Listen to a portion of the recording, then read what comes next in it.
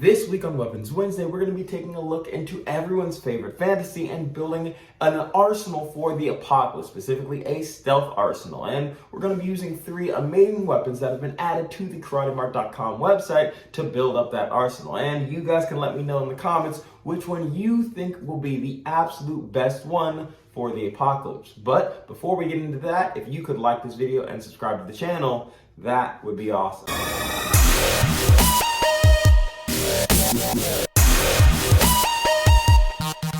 Hey guys, I know I'm not exactly who you expected, but allow me to introduce myself. My name is DJ Moore, and some of you may know me as the Modern Ninja. I'm going to be joining Kyle and showcasing some of the amazing weapons that you can find on the KarateMart.com website, and using my 21 years of experience and knowledge to show you exactly what they can really do. We are going to be adding 3 stealth weapons to our apocalypse arsenal, and I want you to let me know in the community tab which of the 3 would be the absolute best against zombies and why. Starting off with our super sleek black leather wrapped knuckle dusters. These specific knuckle dusters have a really sleek design and a natural feel to them when worn in the hand. The solid steel it's made of provides a really good weight to them, around 12 ounces, and the black finish really gives it that stealth look. There are no sharp edges on this tool at all, which makes it really easy to quickly pull it out of your pocket without getting it caught on anything in the process, also keeping it from poking you while stored in a pocket. The stitched leather covering over the palm grip is especially nice, giving extra impact resistance as well as absorbing the sweat from your hand, because absolutely nobody wants a slippery weapon. I know we all have different sized hands, but this will likely be able to fit most people, being about 2 3/4 high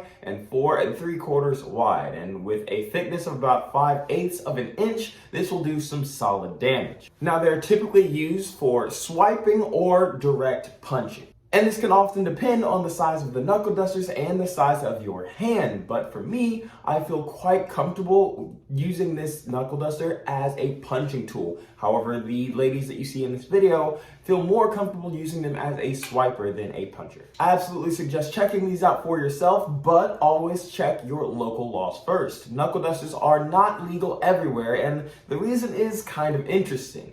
These weapons can actually be traced back to the 18th century and were commonly used in America all the way back in the Civil War. Many people think that they were made illegal because they were made famously lethal by the American Mafia, and that's actually not true. Yes, they are absolutely lethal, but that's not why many places outlaw them, because other lethal tools like guns and knives are also allowed. So what makes these any different? They are illegal in most places because most people don't realize how lethal they actually are. Punching with them makes sure that the force from your punch is all focused on the metal instead of your hand, and unlike your hand, the metal will not give at all, meaning it's more like hitting something with a bat than a normal punch. And so it was made illegal because so many people would use them without actually knowing how lethal they actually were, obviously causing some serious issues, as you can see it absolutely obliterating this apple during testing. But for our stealth apocalypse arsenal, a pair of these black leather wrapped knuckle dusters are a great addition, easily enhancing your striking power at a moment's notice. Next, we have the stealth folding hand axe. Fun fact, folding weapons can actually be traced back to as far as the Viking Age, between 793 and 1066 CE, which is absolutely crazy. That alone should be proof that being able to conceal and easily carry a weapon is, and has always been, a game changer. This specific folding hand axe is made from 3CR13 stainless steel, making both the blade and the handle resistant to corrosion. Lasting much longer than other materials is a crucial feature of anything that you plan to use in the apocalypse, and the black finish really makes it fit our stealth theme that we're sticking with for this video. The thumb stud spring assist makes opening this blade with one hand really easy and smooth. I'm always a fan of being able to open knives and blades with a single hand, because that frees up your other hand to do anything else you might need to do. However, the biggest concern I have with these type of weapons is the lock that makes it stay out. Nobody wants your weapon to collapse and cut you instead of your opponent. But the stealth folding hand axe has a very sturdy linear lock system that definitely holds the blade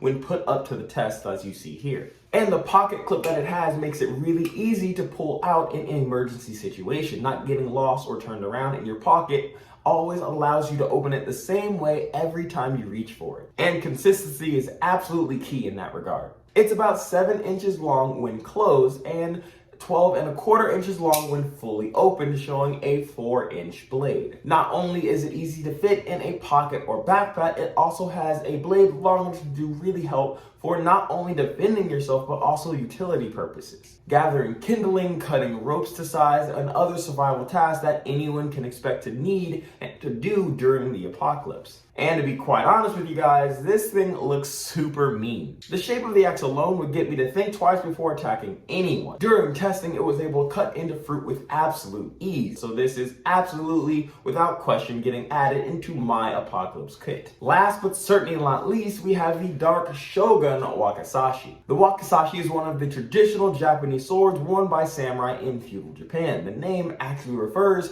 to the practice of wearing it inserted through their sash at their side, whereas the larger tachi swords were worn slung from a cord. But let me tell you that the dark Shogun Wakizashi puts a super clean take on a weapon that dates all the way back to the 15th century. When you get it, it will be protected in a black cloth sword bag, keeping both the sword and the scabbard safe from damage during transit or just away from dust while in your storage closet. Before even taking the blade out, you start to notice the detail and quality put behind this weapon. The wooden scabbard is covered with a stretched black genuine leather, making it the only sword I have ever seen with a true leather scabbard. And now that I've felt this, I'm really not sure I can ever go back. The scabbard also includes a belt loop and rings that can connect to any shoulder strap or other type of suspension system, allowing you to carry the blade any way that you would like. Personally, I love this versatility and freedom that it gives you. Being able to strap it differently for different situations is amazing. And the suka or handle has black synthetic ray skin, which has become honestly quite the conversation starter in the martial arts and sword community as of late. The handle is also wrapped in a black nylon cotton that has become a common design pattern for many swords of this type.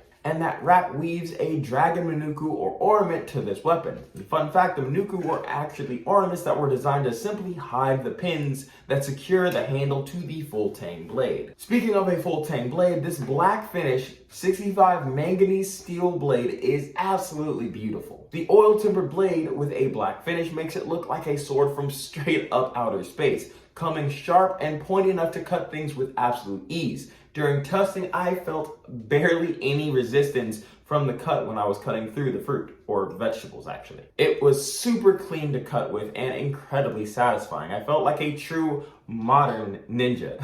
See what I did there? But the sword weight on its own is about 1 pound 13 ounces, and the overall sword length will be about 29.5 inches, with the blade kicking up 19.25 of those inches. I truly cannot say enough about how much I like this sword, and all of these weapons will absolutely have a place in my updated arsenal. Make sure to go to the community tab and let me know which one you think will be the absolute best for the zombie apocalypse. But until next week, I am the Modern Ninja, and I'll see you Weapons Wednesday.